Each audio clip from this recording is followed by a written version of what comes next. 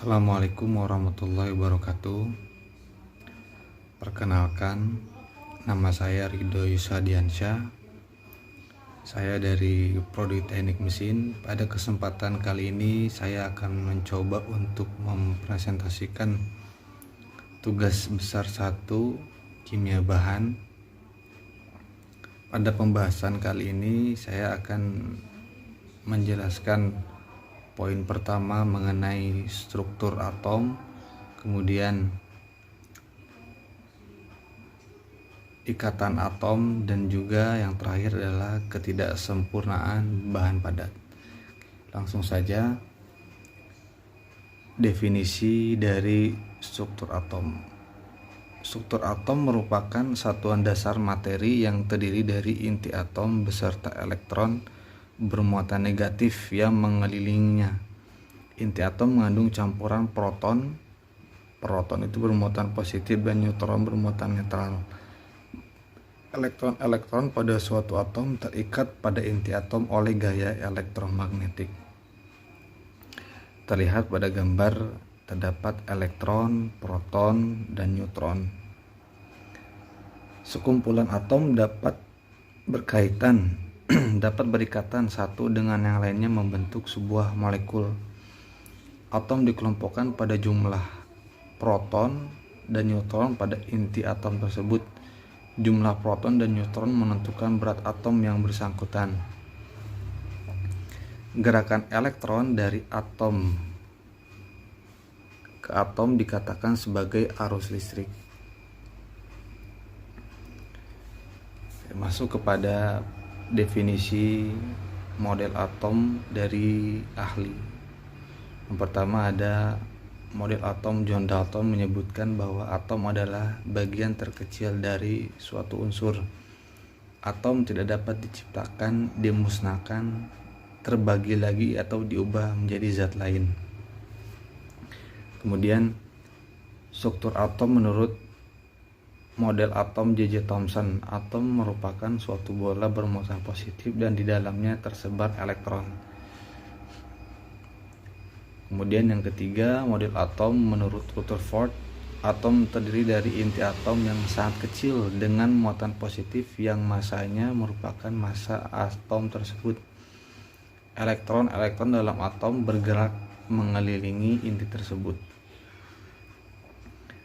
Yang keempat, model atom Niels Bohr. Elektron-elektron dalam mengelilingi inti berada pada tingkat energi kulit tertentu tanpa menyerap atau memancarkan energi.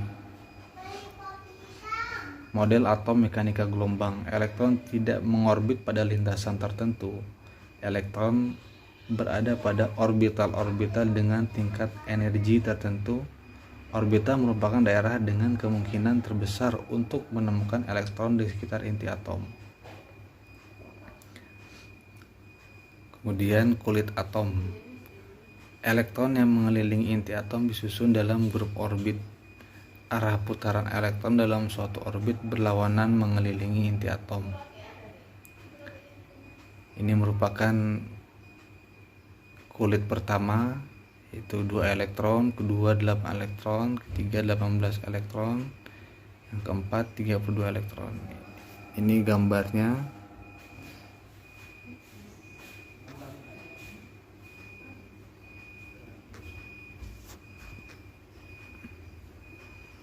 Inti atom, kulit pertama, kulit kedua, dan ketiga.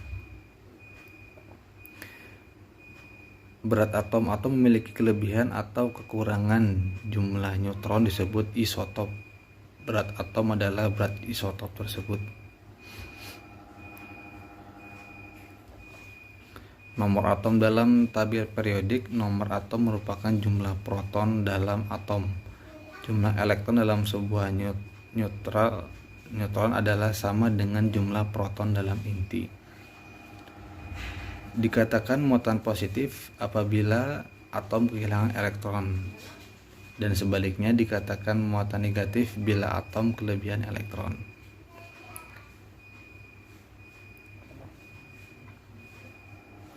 Dibutuhkan kemudian elektron bebas dibutuhkan energi dari luar untuk melepaskan elektron dari orbitnya, bisa berupa panas, tegangan, medan magnet, dan lain-lain. Arus listrik merupakan elektron bebas yang menggeser elektron dari orbitnya. Arus listrik adalah aliran dari partikel bermuatan negatif. Valensi, kemampuan atom bergabung dengan atom lain untuk membentuk suatu molekul. Sebagai contoh, helium bervalensi 0, artinya helium tidak bisa bergabung dengan atom yang lain. Hidrogen bervalensi 1, artinya orbit terluar kekurangan 1 elektron, kulit pertama.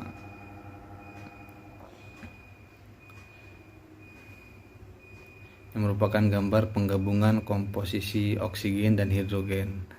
Bervalensi 2, artinya orbit terluar kekurangan elektron 2. Kemudian pita energi elektron dalam sebuah atom tunggal hanya boleh menempati tingkat-tingkat energi tertentu. Jika banyak atom saling berdekatan, maka elektron dari kulit terluar saling berinteraksi sehingga tingkat-tingkat energinya saling bertumpukan dan dianggap membentuk pita energi. Pita energi terbagi menjadi 3, pita valensi, pita konduksi, dan pita larangan. Pita energi elektron dalam sebuah atom tunggal hanya boleh menempati tingkat-tingkat energi tertentu. Jika banyak atom saling berdekatan, maka elektron-elektron dari kulit terluar, elektron valensi, saling berinteraksi sehingga tingkat-tingkat energinya saling bertumpukan dan dianggap membentuk pita energi. Perbedaan jenis bahan berdasarkan pita energinya. Yang pertama ada isolator, semikonduktor, dan konduktor. Isolator adalah bahan-bahan isolator mempunyai pita larangan yang cukup lebar. Untuk larangan yang cukup lebar untuk memindahkan elektron dari pita valensi ke pita konduksi diperlukan energi yang lebih besar. Karena elektron ini sukar bergerak, maka bahan isolator sukar mengantarkan arus listrik. Konduktor elektron dapat bergerak bebas pada bahan konduktor. Semikonduktor bahan-bahan semikonduktor mempunyai pita larangan yang lebih sempit. Untuk pita larangan yang lebih sempit, untuk memindahkan elektron dari pita valensi ke pita konduksi diperlukan energi yang lebih kecil. Pentingnya mengetahui bahan listrik. Pertama, untuk mengetahui jenis bahan dan mengetahui sifat bahan. Tujuannya agar memanfaatkan bahan dengan sebaik-baiknya. Kedua, mengetahui batas aman bahaya suatu bahan.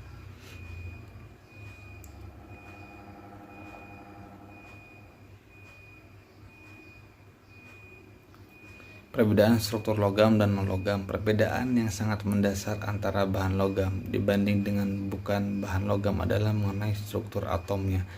Selain itu juga terdapat perbedaan mengenai daya hantar listrik maupun daya hantar panasnya.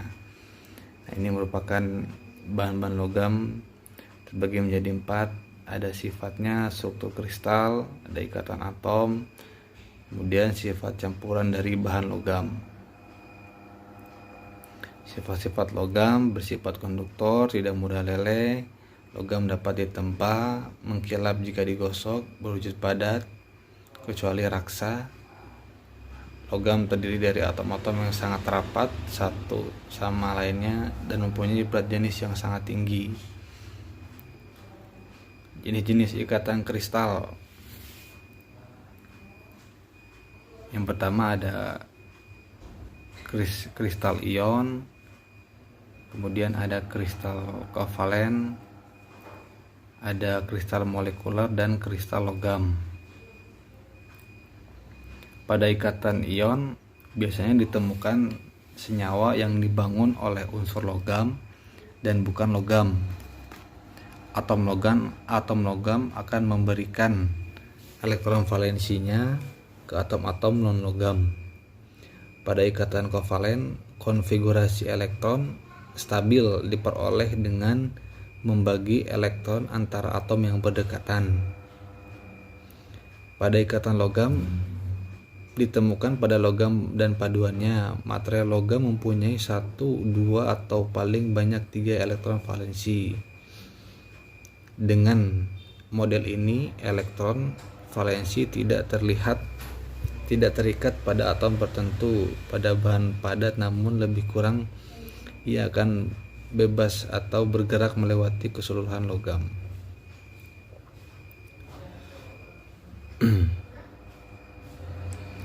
Ikatannya timbul karena gaya tarik di antara ion ini bermuatan listrik.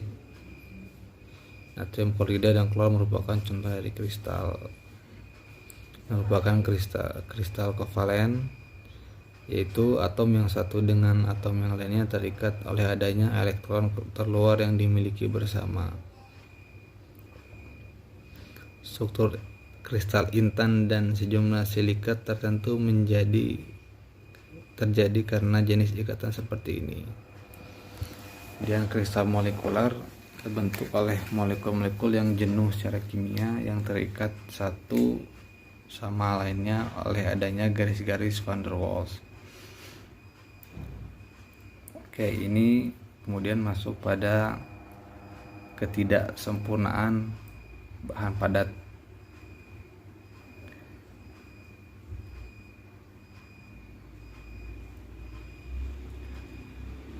Catat yang pertama yaitu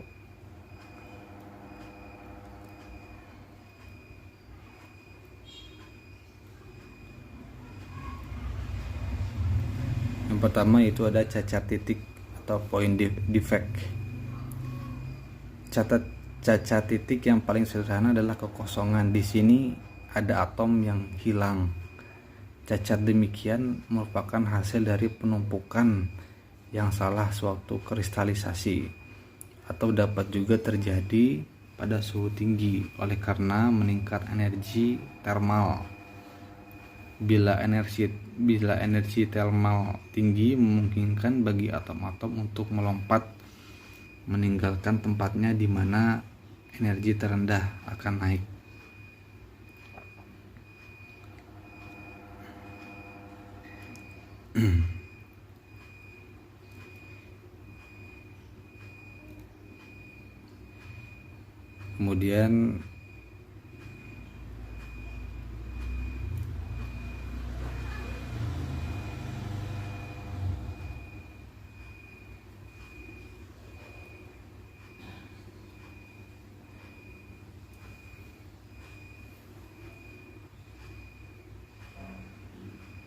Kemudian masuk pada dislokasi.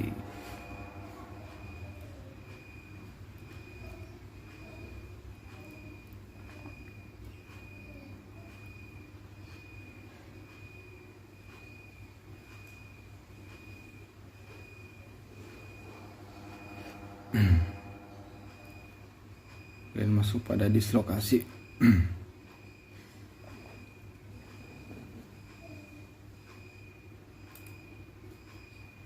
Dislokasi adalah definisi dari dislokasi. Dislokasi adalah cacat linear atau satu dimensi di mana di dekatnya beberapa atom tidak segaris. Pada poin kedua ini terdapat ada 3 jenis dislokasi, yaitu dislokasi sisi, dislokasi ulir, dan dislokasi campuran.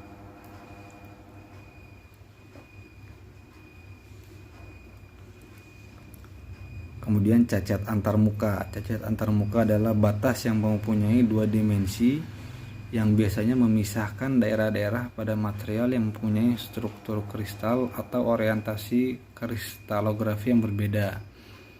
Cacat jenis ini antara lain permukaan luar, batas butir, batas kembar, kesalahan tumpukan, dan batas fasa.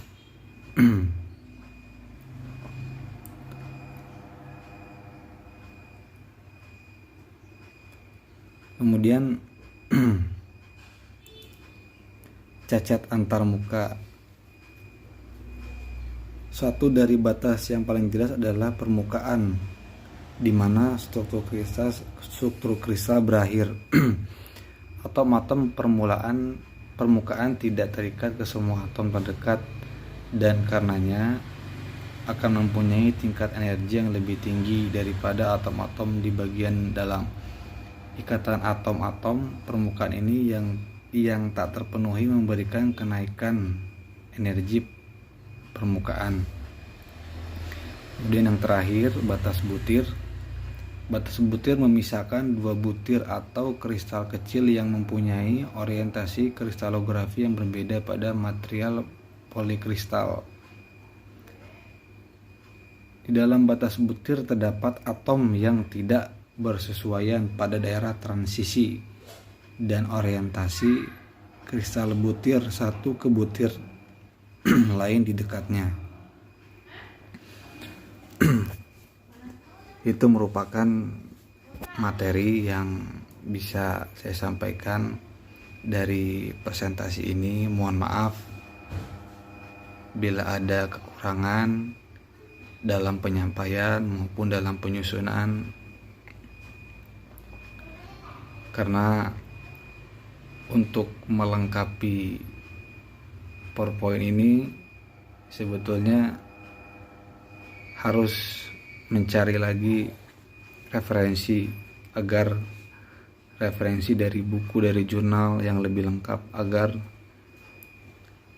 apa yang disampaikan lebih jelas dan rinci begitu.